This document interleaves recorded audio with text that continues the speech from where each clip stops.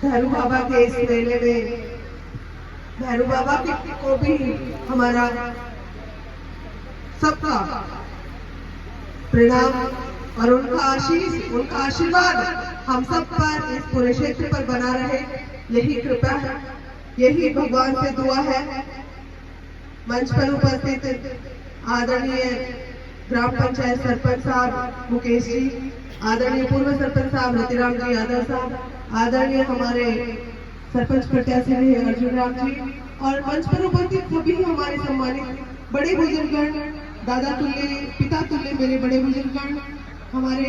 कलाकार भाई अनिल जी चंदेला और उनकी पूरी टीम, उपस्थित सभी युवा शक्ति, आदरणीय मनोज जी प्लीज आप आइए इधर। आप अपनी लगातार अपने इस क्षेत्र का बड़ा ध्यान रखते हैं, आप बहुत बधाई के पात्र हैं। जब भी हमारे भाइयों को कोई पीड़ा होती है आप उनका विशेष ध्यान रखते हैं। मैं आपको बहुत बहुत आभार व्यक्त करती हूँ और सभी हमारी मातृशक्ति, आप सबका बहुत आभार। आप लोग हमेशा अपना आशीर्वाद अपनी इस बेटी पर बनाए रखते हैं और अपनी जो आशीर्वाद स्वरूप हाथ मेरे सिर पे रखते हैं, तो मुझे दुगनी शक्ति प्राप्त होती है। मुझे ऐसा लगता है कि भगवान ने आप लोगों को एक माध्यम बनाकर इतनी सारी कृपा लुटा रहे हैं, भैरू बाबा इतना आशीर्वाद दे रहे हैं, तो एक जोश आता है, एक जुनून मिलता है काम करने का। सब लोगों की, हालांकि सबसे पहले माइक को ही दे दिया, तो यहाँ पे सब लोगों को काफी दिनों से मांग थी कि ये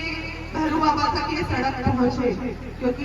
यहाँ पे इस मंदिर में सब लोग दिन रात प्रयासरत हैं और मेरे युवा भाई भी जुड़े हुए हैं भगवान की सेवा करने में, और आप लोग प्रतिदिन आते हैं और आप लोग भगवान की सेवा करते हैं, तो रास्ते भी ऐसे होने चाहिए कि आपको कोई व्यवधान उत्पन्न न हो। तो ये आपने इंटरलॉकिंग की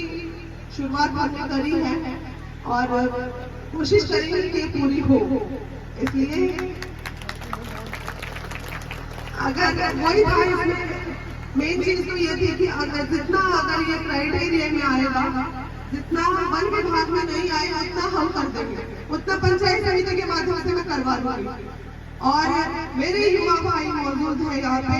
सीहोर के लोग भी मौजूद है यहाँ पे, बहुत दिनों से मांग थी, और चूंकि मैं सीहोर ग्राम पंचायत में पढ़ी हूँ, मेरे गुरुजन यहाँ उपस्थित हैं, मेरे युवा भाइयों के लिए सीहोर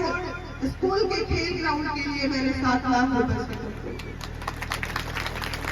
क्योंकि कहते हैं जिस गांव में आप पढ़ हो, अगर उस गांव का ध्यान नहीं रखो तो आप विकास आप कहीं भी करवाते रहो, कोई मतलब नहीं निकलता। शुरुआत वहां से करनी चाहिए जहां आप लोगों ने एक एक चीज की पीड़ा देखी हो, और उस पीड़ा, क्योंकि बहुत दिनों से, पिछली बार भी मेरे युवा भाई कई बार मेरे को फोन आया कि आप इस ग्राउंड को इसकी चारदीवारी करवाओ ताकि हम इसमें खेल के लिए विभिन्न साधन उपलब्ध हो। इसलिए मैं चाहती हूँ कि यहाँ का हर युवा, यहाँ का हर भाई अपनी सरकारी सेवाओं में सेवारत हो और उन पदों पर जाए जहाँ पर सरकार की रीति नीतियां बनती हो, तो मुझसे ज्यादा खुशी किसी को नहीं होगी। आप लोगों से मैं भी वादा चाहती हूँ कि आप लोगों के हर प्रयास में, आप लोगों की हर मेहनत में, अगर आप लोगों को अपनी इस बहन का कहीं भी सहयोग की आवश्यकता पड़े, तो मैं पूरा विश्वास दिलाती हूँ कि हर कदम पे आपके साथ हूँ। विकास करवाना, लोगों की मदद करना, और जहां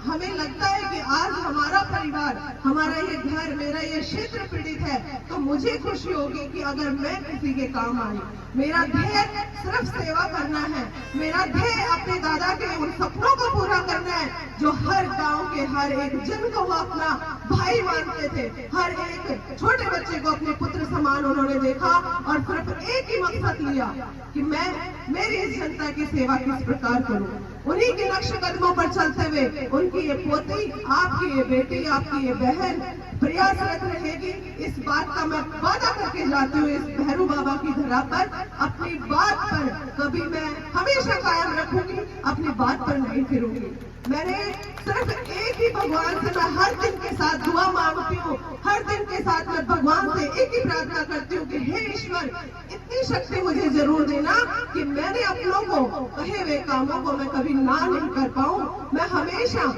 उनको कहे हुए वादों को पूरा कर पाऊँ, इतनी शक्ति मुझे जरूर देना। और मैं इसी बात के लिए आप लोगों को विश्वास दिलाती हूँ कि जब कभी भी आपको काम के लिए इस बेटी की आवश्यकता पड़े तो याद जरूर करना। मैं चुनाव में तो आपके पास आऊंगी, जब तक